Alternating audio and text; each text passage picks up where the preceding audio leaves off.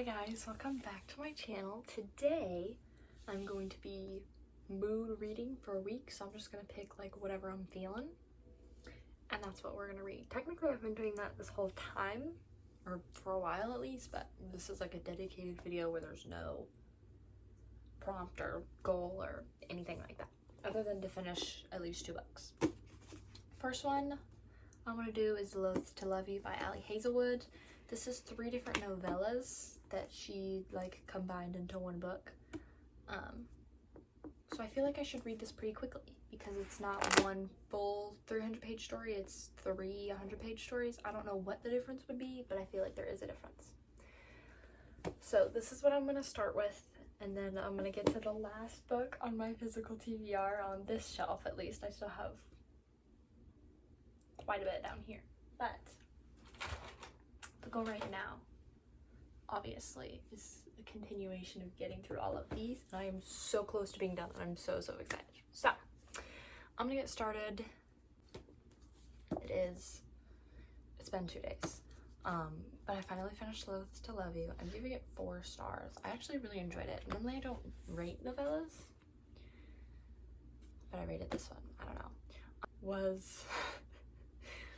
In the first novella, Mara mentions the Star Wars prequels, and she essentially says that they're bad, and I just want to know if we read or watched the same prequels, because I guess I just don't understand. Like, did we watch the same Star Wars trilogy, or did you watch a different one? Did you watch the sequels? Because I would be on board if it was the sequels, but it's the prequels, and so I'm just trying to figure out where that thought process comes from. Just a tad confused, but I did enjoy it, and some very exciting news. We are on the last book that I have to read before August 23rd. Which means now I can start on rereads. I can start reading fantasy more. Maybe that I don't entirely want to. I can, like, I don't know, but we're gonna read Everyone in My Family Has Killed Someone. I don't know any of the reviews of this book. I just saw it in Barnes & Noble. I read the back. I was like, this sounds really interesting. I'm just gonna get it and I'm just gonna read it. It's gonna be hopefully a great time.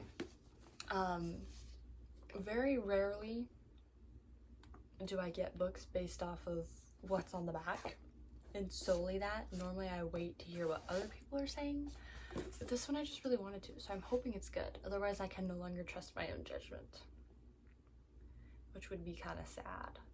But I also had a lot of books that I had to catch up on because I was kind of late to the reading game, if we're being honest. I had a lot to catch up on. I still have a lot to catch up on. I still haven't finished Throne of Glass. I haven't even started Crescent City.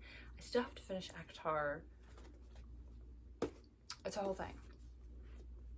So this is probably like my first, no it's not. I've made some independent choices. We're reading this one now. I have some errands I have to run, and then I have some more stuff I have to do, and then I will start reading. But I will start today. I'm very nervous, but I'm also very excited for this. There's several different POVs within this book for all of like the people in the family, I believe. Okay, it's been 2 days, I think. But I finished Everyone in My Family Has Killed Someone. I'm giving it 5 stars. I really enjoyed this one. It's written differently than I was expecting. It's also not what you're expecting. I was expecting like some sort of family of assassins or something along that nature, hired killers, something like that. And it was very vastly different, and I really enjoyed the writing style and like the pacing of the story. And in the beginning there are 10 rules that are typically followed when you're writing a mystery. It's Ronald Knox's 10 Commandments of Detective Fiction from the early 19s, like the 1930s. And so he follows those rules and kind of uses them as a baseline for the story, and it is written as if it's like a book in a book, which was also really interesting. So the main character, Ernest Cunnington, he is writing a book about a ski trip that he went on that was a family reunion. So all of his family is there, and it just kind of tells the story of what happened while he was there. I'm not going to give you too much into it because I don't want to give anything away. But even the synopsis, like, it makes you go in blinds. There's different parts. It's broken up by the different members of his family, telling the stories of who they killed, which was also very interesting. That is essentially what this is a story about. It was very well written. I really, really enjoyed it. And I'm really glad that I randomly decided to pick this one up at Barnes. Now, with that being said, you will notice that this row is empty. There are no more books in this row. I have read all of the books that I said at the beginning of summer I was going to read before my book convention on August 23rd, which means I hit my goal like 6 days early, which is fantastic. And now means that I need to start tackling my fantasy, because there is a lot of fantasy that I need to get through.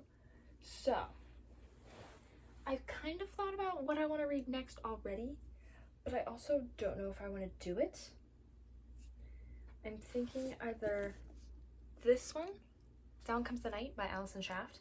I got this as a blind date with a book at an indie bookstore that I love that indie bookstore, and I never ended up reading it. I read a chapter and then stopped because I wasn't really feeling it, but I think I want to try it again.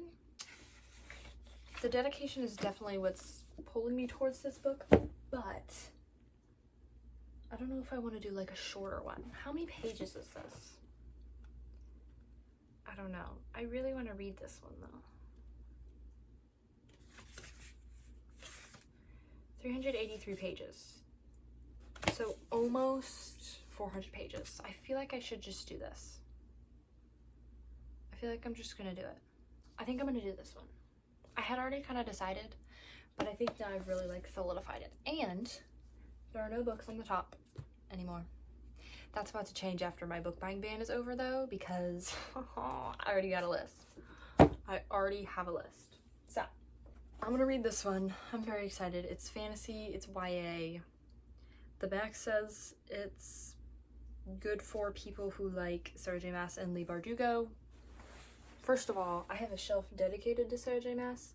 Second of all, I have read almost every Leigh Bardugo book that she has. I haven't read the adult fantasy ones, but I've read all of the Grishaverse, and I love Leigh Bardugo. Love her. They should have never canceled Shadow and Bone, and they should not have scrapped the Six of Crows spinoff. That was just a terrible idea by Netflix, but we're not going to talk about it. So I'm going to start this one probably tonight when I get home. Okay, it's the next day. I do not have an update for Down Comes the Night. I'm not going to read it because I've changed my mind. Because this wonderful little book fell into my lap. I got accepted for the arc of Chasing Forever by Piper Rain last night. I started reading it this morning. I've been like switching between Kindle and the audiobook because I got accepted for an e-arc and the ALC, which is absolutely insane, but the audiobook is so good, and I really don't want to stop reading this book.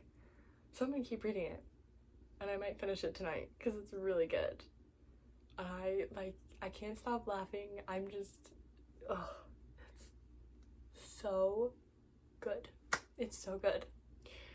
The pinning is phenomenal, and I'm on chapter 12. I don't remember what percentage I'm at. 24%.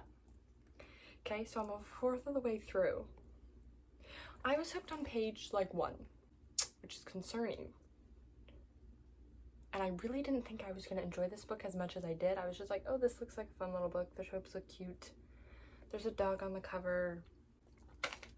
I don't know. It's literally the 4th book in the series. You never would have known. And I am obsessed. Like, I'm obsessed.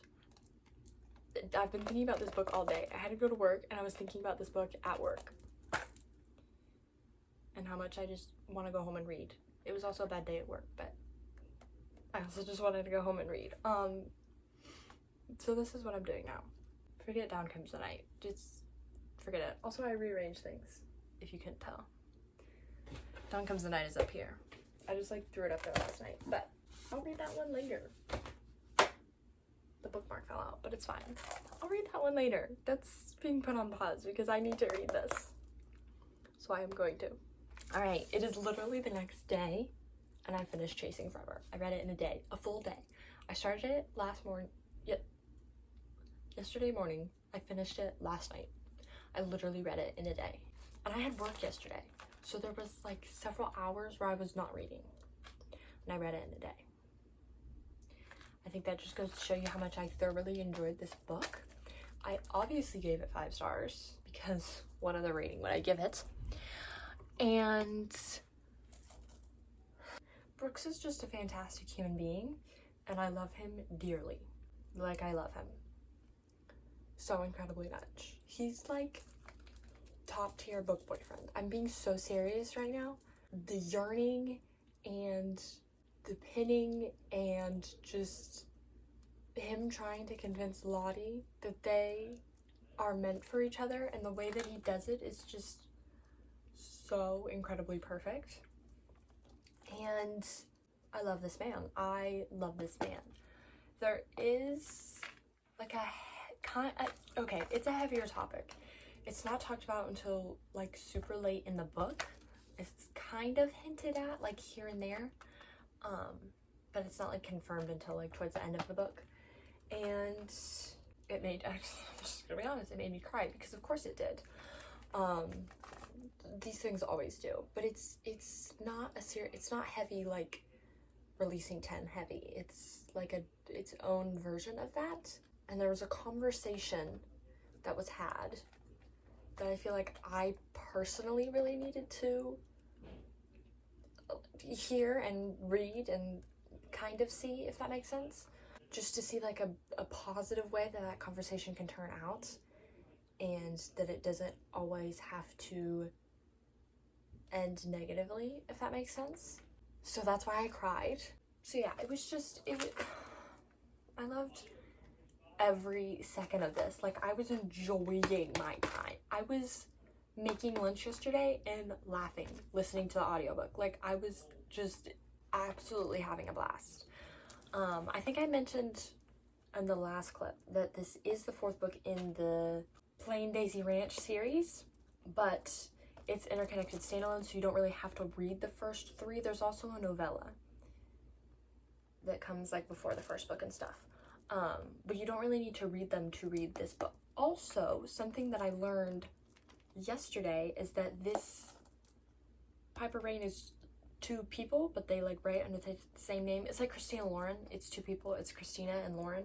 This is Piper and Rain, which I think was really cool. And some of the stuff was taken from personal experiences of one of the authors. So I also really feel like that makes it feel more real, the way that it is brought up and talked about, and the way that it was handled, and how Lottie like carried that, if that makes sense. So yeah, this book was written just so well, and I really enjoyed my time with this one because it was just absolutely fantastic. And I don't know, I've been talking about this book for 4.5 minutes, by the way. That's how much I love it. But that is the last video of my mood read with me for a week. I hope you guys enjoyed. Please like and subscribe and hit that notification bell so you can be notified every time I upload, which is on Mondays. I love you guys, and I will see you in the next video. Bye!